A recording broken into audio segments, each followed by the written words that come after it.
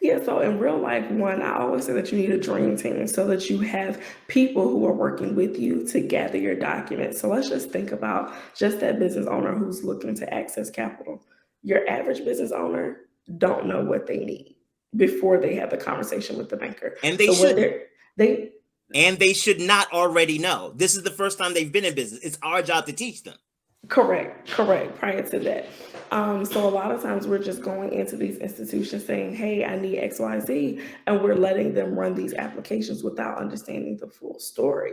But what I tell clients to do is before you even have a conversation with a lender, you want to have a conversation with your accountant because you want to know your numbers.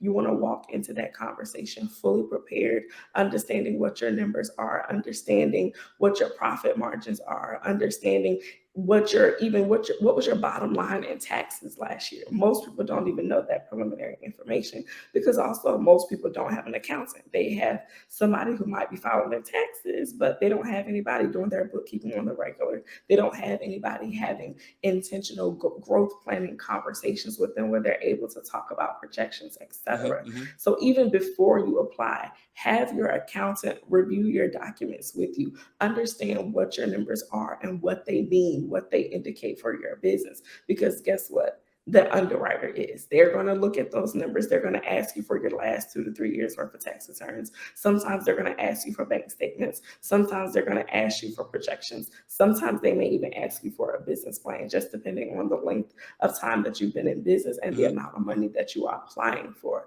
But Hmm. then also, too, as a business owner, you also want to go in there understanding your personal history, right? Hmm. Your personal finances. I Hmm. like to tell my clients all the time, you want to have a personal financial statement, a PFS already completed. Not necessarily that you shove it in their face, but you want to have it completed so that you can have a conversation about it. And the PFS, all it does is it lists all of your assets, all of your liabilities, and ultimately it gives you your net worth. What is that bottom line number that you are worth technically, right?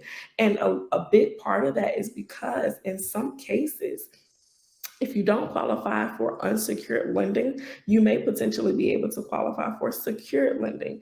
And of course, when it comes to secured lending, they want to know what assets do you have that we can even use to secure XYZ loan, right?